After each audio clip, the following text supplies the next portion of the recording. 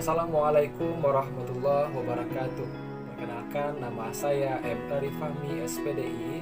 Saya merupakan peserta laksar CPNS pada pemerintahan Kabupaten 50 Kota.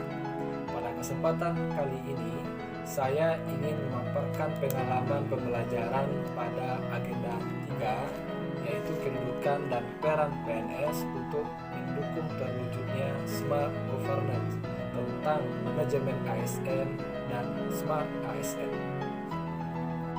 Smart Governance adalah sebuah tata kelola pemerintahan yang cerdas untuk mewujudkan tata kelola dan tata pemerintahan yang baik melalui inovasi teknologi. Untuk mencapai Smart Governance, instansi pemerintah perlu memahami dan menerapkan manajemen ASN dan Smart ASN. Pertama adalah manajemen ASN. Manajemen ASN adalah pengelolaan ASN untuk menghasilkan pegawai ASN yang profesional, memiliki nilai dasar, etika profesi, bebas dari intervensi politik, bersih dari praktik korupsi, kolusi, dan nepotisme. Adapun dasar hukumnya adalah yang pertama, Undang-Undang Nomor 5 Tahun 2014 tentang ASN. Yang kedua, Peraturan Pemerintah Nomor 11 Tahun 2017 tentang manajemen PNS. Berdasarkan Undang-Undang Nomor 5 Tahun 2014, maka jenis ASN itu dikelompokkan menjadi dua. Yang pertama adalah PNS, pegawai negeri sipil. PNS merupakan warga Indonesia yang memenuhi syarat tertentu, diangkat sebagai ASN secara tepat oleh pejabat pembina kepegawaian untuk memenuhi jabatan pemerintahan dan memiliki nomor induk pegawai secara nasional.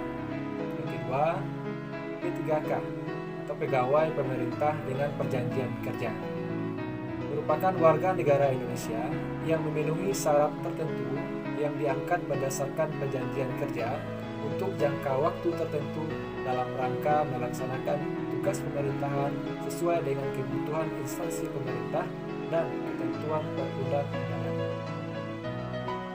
Fungsi dan tugas ASN.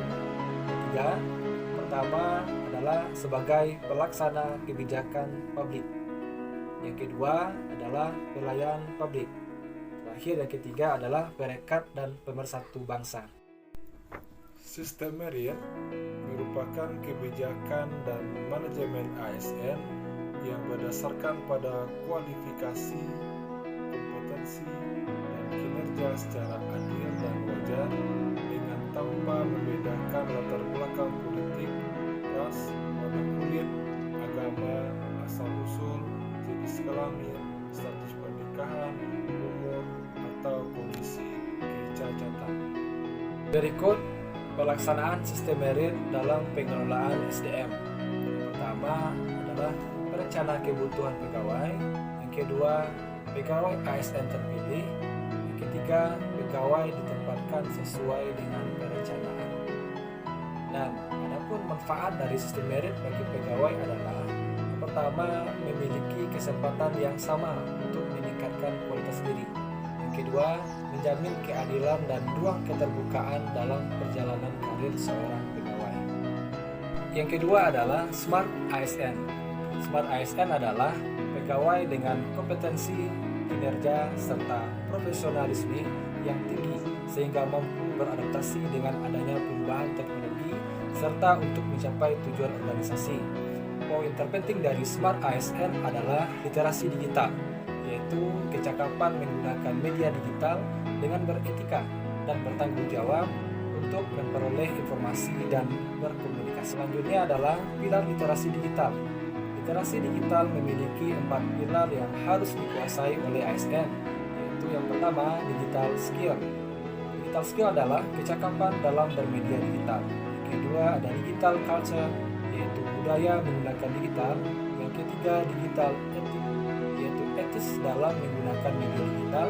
Terakhir yang keempat adalah digital safety, yaitu aman menggunakan media digital. Adapun implementasi literasi digital, pilar literasi digital digunakan sebagai metode pengukuran tingkat kompetensi kognitif dan afektif masyarakat dalam menguasai teknologi digital. Sebagai contoh, selama pandemi COVID-19, mayoritas masyarakat Indonesia mengakses internet dalam kehidupan sehari-hari. Pola kebiasaan baru untuk belajar dan bekerja dari rumah secara daring ikut membentuk perilaku kita dari internet.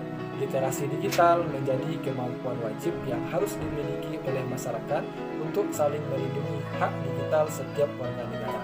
Untuk itu, sebagai seorang ASN, kita dituntut selalu berupaya mengembangkan kemampuan untuk menuju Smart ASN.